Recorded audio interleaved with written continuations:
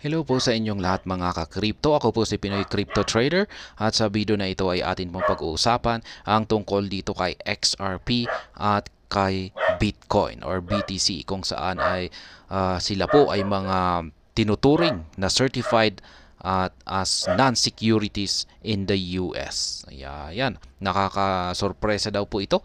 At yan, bago po tayo magpatuloy ay nais ko po munang bigyang linaw ang aking disclaimer kung saan ang nilalaman po ng video na ito ay hindi po ito isang financial advice. For education and information purposes lamang po ang layunin nito.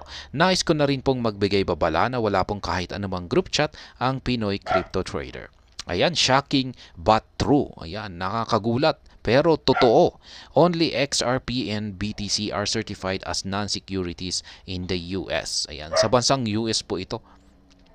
Ayan, na tinuturing na po ngayon na non-securities at saka certified si Ripple at saka si Bitcoin. XRP now ranks alongside Bitcoin as regulated coin in America. Ayan, dati-rati po ay si Bitcoin lamang ang regulated coin sa bansang Amerika. Ngayon ay nadagdag na po si Ripple or XRP.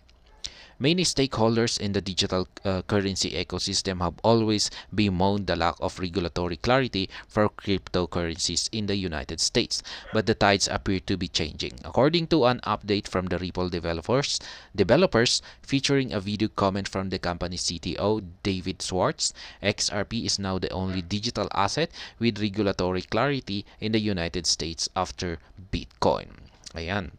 Sa bansang US po kasi ay hindi po malinaw yung kanilang financial regulation pagdating sa mga cryptocurrencies. Kaya yan po talaga ang problema ng halos lahat ng mga cryptocurrencies. Pero yan, meron pong magandang balita rito kay Ripple. Kumbaga siya na nga po ay kabilang na sa mga cryptocurrency na may regulatory clarity. Siyempre, yung nauna po siya, pumapangalawa lamang po si XRP sapagkat ang nauna po rito ay si Bitcoin. Kaya yan, dalawa lamang po sila na may regulatory clarity sa bansang US. Other than Bitcoin, XRP is now the only digital asset with regulatory clarity in the United States. Yeah, I upload for that one too. Yan, sabi ng Ripple X developers. This is a significant milestone in an industry that has faced massive regulatory pressure from the United States Securities and Exchange Commission in the past few years. Ayan, totoo po yan. Matagal po na naglalabanan si Ripple at saka si SEC sa korte. Ayan, naglalabanan po sila kanilang dahil kay Ripple XRP. Yan, sa pagiging securities nito or non-securities nito. The non-securities status of XRP was defined by Judge Annalisa Torres in the case between the firm and the market regulator. Ayan, according to Judge Torres, XRP is in and of itself not a security when sold to retail investor on a secondary marketplaces, despite the fact that the SEC does not agree with this verdict and is actively pursuing an interlocutory appeal on the ruling. The current status is that XRP is not an investment contract. Yan naman po yung pagkahabol rito ng SEC na si Ripple ay hindi raw po isang investment contract. The clarity on the status of XRP has helped elevate trust and confidence in the digital currency.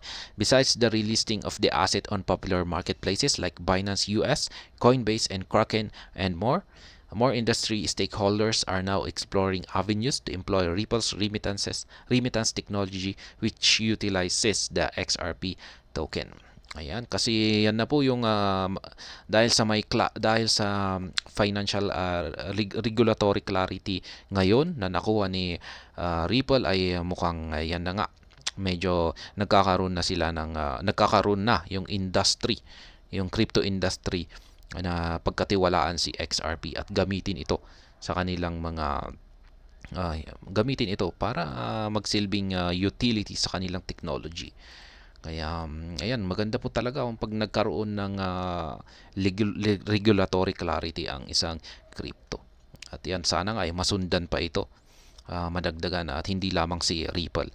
Ayan, riding the waves with Bitcoin. As the first prominent digital currency, Bitcoin has always enjoyed being tagged as a non-security by executives of the SEC. The coin's decentralized nature and the absence of a central body responsible for its updates, the way the Ethereum Foundation is for the Ethereum blockchain, has presented it as a free virtual currency devoid of any speculation. With the market's regulator recently indicting the likes of Cardano, Solana, and Falcon among others in its lawsuit against Binance and Coinbase, the status of XRP is now more appreciated than ever. Ayan, medyo maayos na daw po ang kalagayan ngayon ni Ripple. Ayan, sa tagal ba naman na talagang kinaharap niya ang SEC. Ayan, at ngayon ay siya yung talagang pinapanigan ngayon. Yan, siya ang marami po talagang umaasa na si Ripple ang mananalo, ang mananaig sa kanilang kaso laban kay SEC. Kasi kung pag ang nangyari po diyan, kung pag natalo si Ripple, ay kasama na rin po yan yung mga ibang mga cryptocurrencies. Masasama na rin sila, yan, na hahabulin ng mga SEC.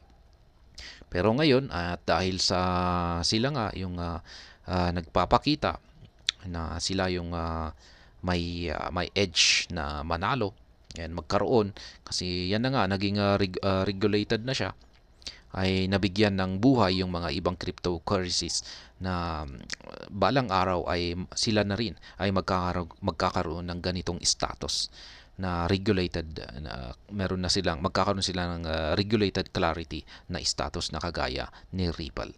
At ayun, hanggang dito na lamang po tayo sa video na ito. Sana po ay inyong nagustuhan ang aking paliwanag dito. Kung inyo po itong nagustuhan ay pakiclick lamang po ang like button nito. Para naman po sa mga bago lamang dito, kayo po ay aking inaanyayahan para mag-subscribe. Pakiclick na rin po ang bell icon nito dahil ito po ang siyang magsisilbing notification nito sa mga bago kong videos na akin pong ina-upload sa aking YouTube channel na ito.